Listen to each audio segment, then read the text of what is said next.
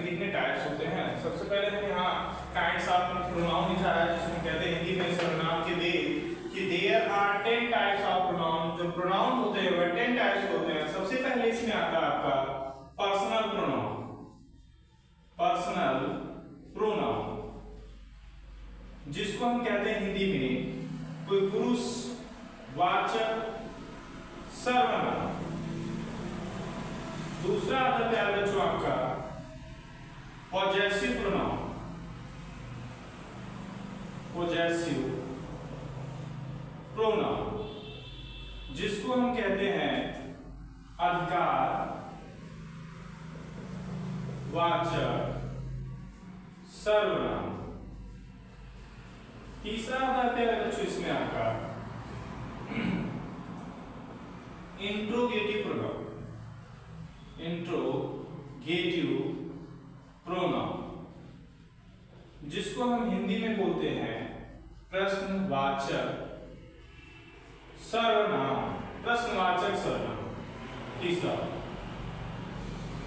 फिर इसके बाद चौथा आता है आपका रिफ्लेक्सिव प्रोनाउन जिसको हम कहते हैं हिंदी में निजवाचक सर्वनाम। इसके बाद आपको प्यारे बच्चों आता है छठा, जिसको हम कहते हैं एम्फैटिक प्रोनाउन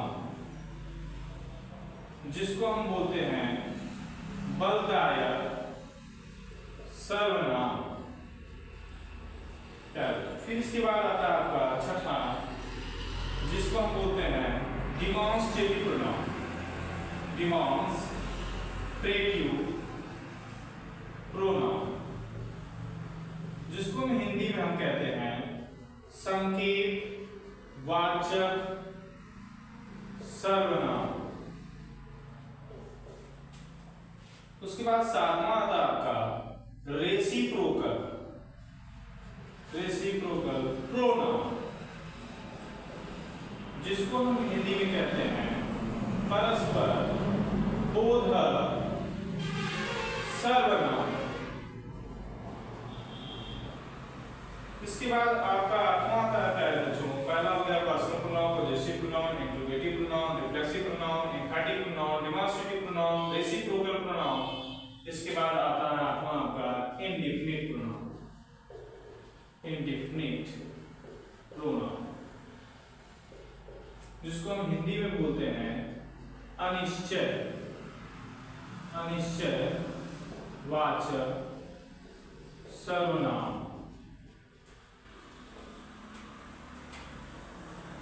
इसके बाद आपका नौवां आता है प्यारे बच्चों, पर्सनल हो गया। नौवां हो गया डिस्ट्रीब्यूटिव प्रोनाउन।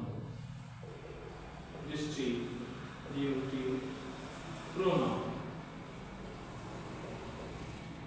जिसको हम हिंदी में बोलते हैं व्यष्टिवाचक या विभाग सूचक सर्वनाम। एक और बचा है प्यारे बच्चों, 10वां personal pronoun, possessive pronoun, interrogative pronoun, reflexive pronoun, emphatic हो गया, डिमॉन्स्ट्रेटिव, रेसिप्रोकल, इंडेफिनिट, डिस्ट्रीब्यूटिव। और 10वां आपका प्यारे बच्चों हो गया 10वां, जिसको हम बोलते हैं रिलेटिव प्रोनाउन जिसको हिंदी में कहते हैं संबंध